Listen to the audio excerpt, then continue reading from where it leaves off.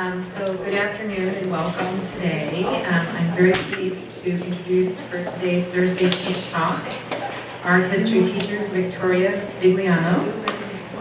Ms. Bigliano has pioneered the AP Art History class here at Oakcrest. She's a graduate of the Fashion Institute of Technology in New York City. She moved to Virginia after a strong career in interior design, primarily with commercial and civic spaces.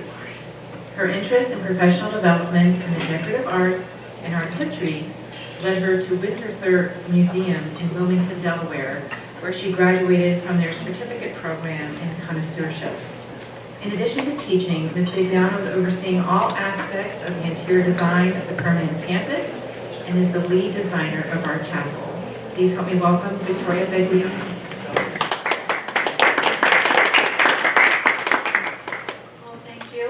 It's a pleasure to be here, and in deciding the topic for this talk, I tried to take a broad view, wanting especially to concentrate on maybe a subject matter that you don't hear a lot about all the time.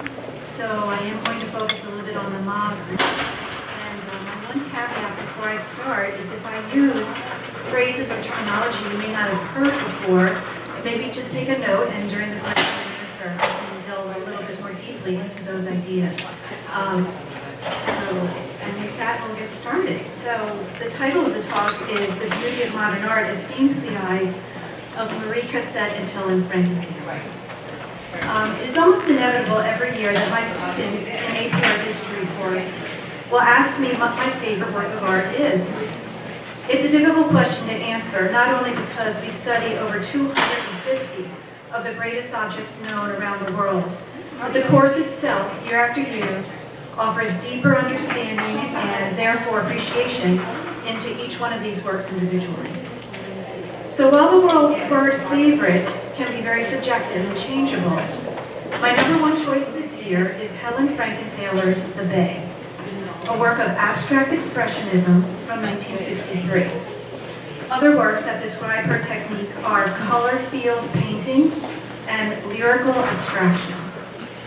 For as modern as that sounds, it is amazing how much her work harkens back to another great American artist from the latter half of the 19th century, namely Marie Cassatt. In today's Tea and Talk, I will endeavor to draw these two women together in two principal ways. First, by showing that both their lives, seen in a continuous timeline, actually spans the entire modern art movement in Europe and the United States. Next, I would like to show that modern art, as rooted in a break from classical technique, has a classical tradition all its own. That the words modern and classical are not necessarily opposed, but dynamic and organic, bringing new insights and growth into the efforts of artists to express and reflect the times they live in and work in by breaking new ground in their craft. Though they existed in two completely different times, Marie Cassatt lived from the 1840s to the 1920s and comes to maturity as an artist during the Gilded Age. Frankenthaler lived from the 1920s to 2011. And her growth and her technique really flourished during the 1950s and the turbulent 1960s. Both were from middle-class families, female, educated, and artists by choice and profession, characteristics that were still rare qualities in the art world of their time. And yet, I think it's no coincidence that the lives of these two women form a continuous line from the Impressionistic movement in France to the era we now live in called global contemporary. It is important to note that Cassatt's Impressionism was a definitive break with classical art, and therefore considered the birth of modern art. And global contemporary was a definitive break with abstract expressionism, ending the trajectory of modern art. So these two artists are bookended in a way, one at the beginning and the other at the end of the classical modern art era. And that terminology is not contradictory. So, we are living in an age of global contemporary, where art no longer resides slowly in the elite ranges of collectors, bon vivants, or curators. Now almost anything goes. Almost anyone can enter into the art market and participate in it. From a streetwise kid who sprays pictures and words on trains and subway walls, to sculptors who wrap entire buildings in fabric, and each one at the same time belies definition or pigeonholing into a specific style. So to repeat, while Marie Cassatt was part of a group of artists that ushered in an art style completely different from anything that they had seen before, Helen Frankenthaler, could be said, was at the end of that movement.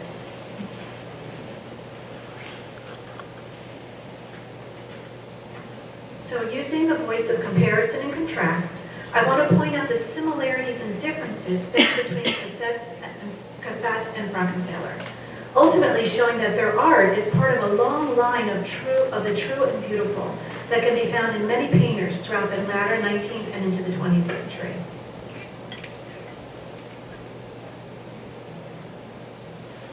So I will start by showing works by Marie Cassatt. But first, let's start here. Let's first look at technique, and curiously enough, both women have a similarly intentional way in which they apply paint to the canvas. Though the results are completely different, their love for space, form, color, and the sublime is present in both of these works. Anyone looking at these two works side by side might be hard-pressed to believe they were done almost 70 years apart, in two completely different economics, financial, and social epochs of the United States and Europe. That is how ahead of her time Marie Cassatt was, and similarly how deeply learned were lessons from art history by Helen Frankenthaler. So Helen Frankenthaler is on the right, and Marie Cassatt is on the left. So let's point out some similarities between these two works. The color palette is almost identical. There is a sense of space without the need of one or two-point perspective.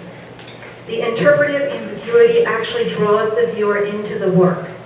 Here are some of my students' interpretive observations of the painting on the right by Helen Frankenthaler. And it's called The Bay. Two chambers of a heart. A storm cloud rising over an ocean. The face of a court jester embedded on the left.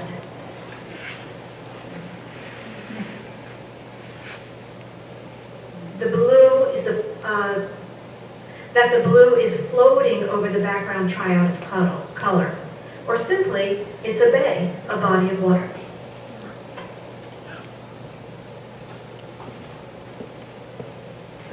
But there are obviously differences also. Marie Cassatt, let me just go back. So what I will confirm on another slide is how Marie Cassatt is using some of these same fundamental features that Helen Frankenthaler uses in her work, and vice versa. But there are obvious differences also. While Marie Cassatt, we see a sophisticated use of color blocking, where large portions of the canvas are delineated by color, almost flat in its application.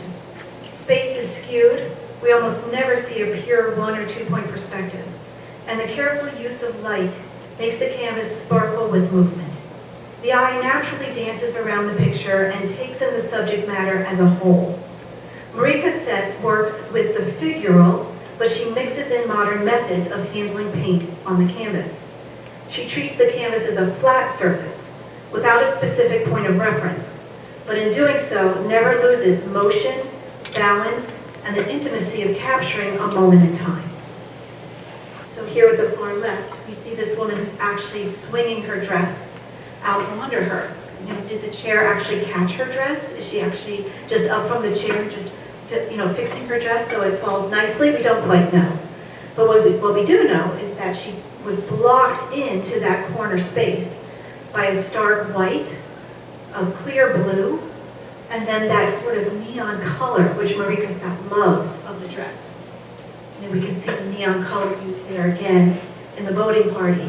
And then again, if we look here, we can see how Frankenthaler kind of learned her lessons of the beauty between that soft lime green yellow as a bridge between the dark and the vibrant aquamarine blue.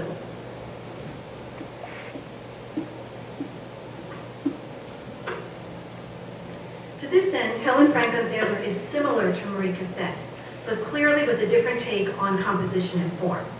She takes color, and instead of blocking it in, she lets it float on the raw canvas, making no effort to define the space. So Marie Cassatt here has a sense of space, foreground, middle ground, and background. She's not doing too much to put us into a classical style or a classical mode. But clearly it's figural. We relate to what these images are doing, what these people are doing in each one. And they're capturing actually a very intimate moment through the use of color and form.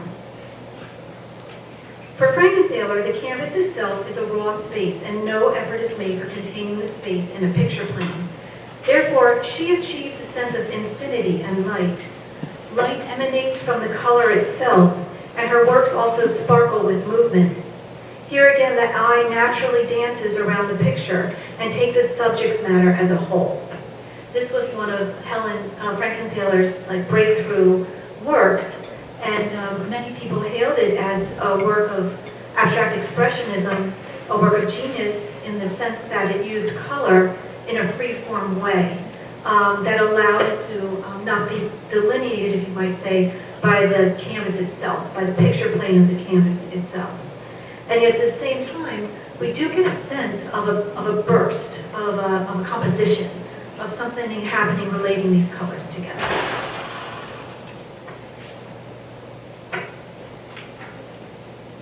While these similarities and differences are important, they do not tell the whole story. Sometimes stories are filled out not by what we see and know, but what we can't see and don't know. And what is hidden within these paintings, which is not readily understood, is the technique they use to apply the paint itself. Remember, for the modern artist, the canvas is first and foremost a two-dimensional object and must be respected as such. In other words, there's no effort to create that perspective, to trick the eye to make think they're looking into an actual building or they want to keep the canvas flat. There's very little effort to create the illusion of real space, space that is mathematical in construct, using lineal perspective or the rule of thirds. Only a truly gifted artist can break with these long-standing successful traditions and keep the viewer coming back, curious and wanting more. So how do their techniques differ? Cassatt was, like most of the Impressionists, a genre painter. She could look at the simple aspects of life and see something beautiful and intimate in them. She would arrange a quick sketch and get to work with clear, quick brushstrokes. Her art is not gloss, with surface perfection and hidden brushwork. Quite the opposite. Her application of paint or pencil or pastel showed her love for abstract shapes, nuanced modeling of color to create forms, but also all her interest in setting. And here she takes her greatest liberties. She skews the perspective, offers views of tops of heads and little naked feet. So she doesn't really set this woman in a room, and she's leaning forward towards us, and yet we're captured by the intimacy of the subject matter and the fact that we're looking down. So we're losing the background. The background is just meant to frame these two images here of the mother with her daughter. And here is a beautiful example of how the background flattens out the canvas completely. It's really not meant to add any depth. It's the form and the formulation of the way that arm wraps around the mother's neck and the way the mother's face is hidden in the side of the child, that this becomes an intimate, a moment of effect. So the background becomes the canvas, which becomes a frame for the actual work that we're looking at. Now let's take a look at this one. This is one of her most famous works. This work is called The Boating Party, not to be confused with Renoir's masterpiece of the same name hanging at the Phillips collection. So if you ever have a chance to see that, it's down at the Phillips. Here again, we see quick brush strokes and blocks of color that build composition as a whole.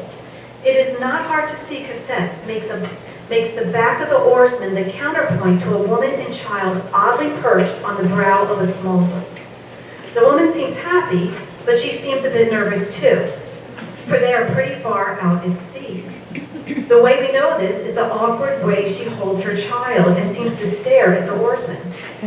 But for us, the viewer, the softly neon sail, which is also the color of the woman's hat, and the strongly neon boat bench, which is also speckled across the shoreline, all this framed by the emerald blue and black of the oarsman's coat and the sea, makes us at once nostalgic for sea air, nervous and cautioned for the child's sake, possibly perched ourselves on the aft side of the small craft, bobbing in the water with them. So here you can see how she uses color, just color block, to form these shapes, and it comes all the way around the canvas, leads our eye right off that canvas, right there. So that's all very intentional, okay? Now she brings that color around. And it's framed in the blue, and that black sort of sets the boat for us, even though we still get a sense of the wind blowing and that the boat is actually bobbing in the water. There's nothing conventional or traditional in this work, and the audience that would have viewed it would have seen its unique qualities. It was, in this work, it was, for all intents and purposes, avant-garde for its time. Its use of space is unique, the use of color even more rare. The three main characters are all posed, not in traditional ideal, but in manner of everyday poses that you might see on a boat. If mom loses her grip for a moment, that child is going to slip right off her lap. And Marie Cassatt's not afraid to kind of show us that detail, that intimate sort of detail. They went out for a fun day on the ocean, and it's like, oh boy. Now let's take a look at Frankenthaler. This artist begins by first removing the canvas from its stretchers. She is not interested in even that tradition in painting, where you take the canvas and stretch it over 4 pine boards until it's very taut, with gesso applied and ready to receive paint. For all her newness of composition, Cassatt did work that way. Frankenthaler takes the raw linen, untouched by gesso or any other medium, and soaks it in water.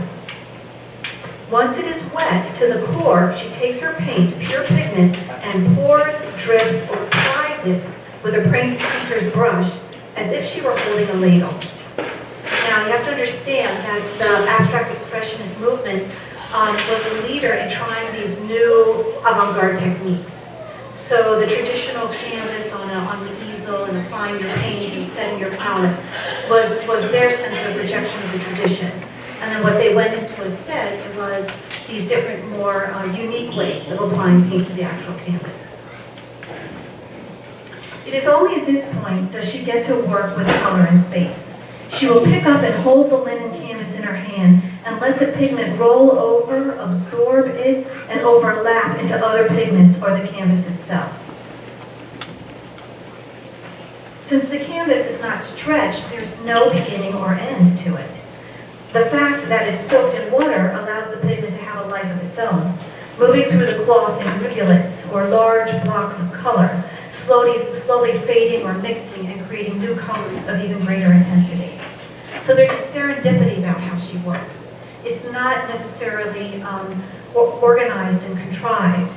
And what's interesting about this effect is when you work the way Marie Cassatt worked, you have that canvas in front of you, and what you can do is you can come close to it, and then you can walk away from it, and you can determine what areas you want to develop or highlight or tweak, or change. When you're working like Helen Frankenthaler, you're right on top of a large piece of work. You can't necessarily float right above it. So instead, what the artist is trying to do is use her sense of color, use her eye, the way her eye perceives color. And in seeing that, I'll show you a quote with her at the end, which is fascinating.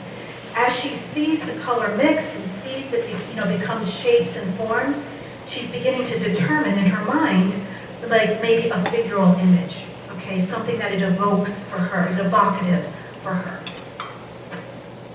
You can see one of her works right over here. So this is known as color blocking, or color field painting. And this is, again, one of her famous ones, color field painting.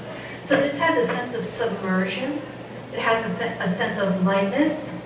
It has a sense of just pure abstract. The colors are very relatable to each other, whether it's a dark ocean background or just that red floating on top and popping off the canvas. And then this is the one we study in my class, which is called the Bay. This was, again, one of her big works. I think it was brought by the MoMA. I think it's in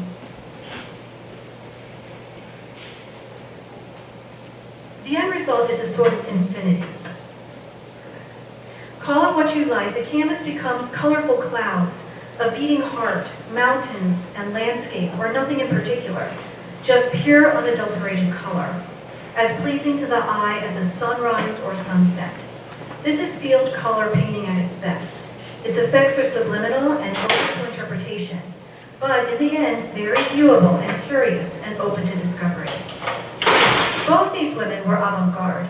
Both broke with the classical traditions of their time and grounded their development in the current techniques being experimented with by their male counterparts. But in doing so, they never disparaged the past that they were pushing against. Quite the contrary. Here, in Marie Cassatt's The Coiffure, and this can also studied in my class, it's on the left, it's imbued in Japanese influences.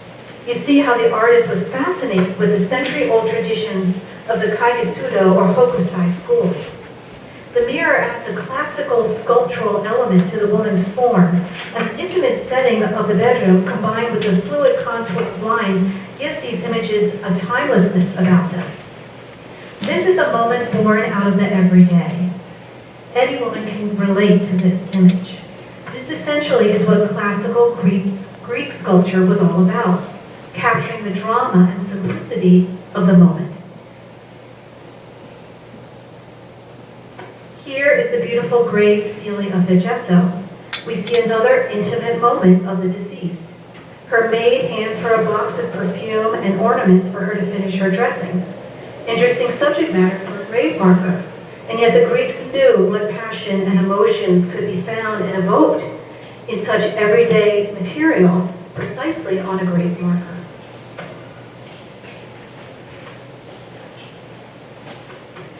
Helen Frankenthaler's view of historical interpretation is a bit different, but it is there. You have to know how to use the accident, how to recognize it, how to control it, and ways to eliminate it so the whole surface looks felt and born all at once. So here's an artist that's almost, for lack of a better metaphor, giving birth as she's standing right in front of it. And she has to work with it. The medium is working so quickly around her and with her, she has to work with it to create the images. And this is the quote that I love. The landscapes were in my arms as I did it. So she has that ability to see what the work can evoke from any viewer, who's looking at these. So again, are these just storm clouds coming off like a Midwest horizon line? Or is it just pure color that we can enjoy for its own sake with just this sheer little bit of that primary anchor here in the swirliness of the clouds?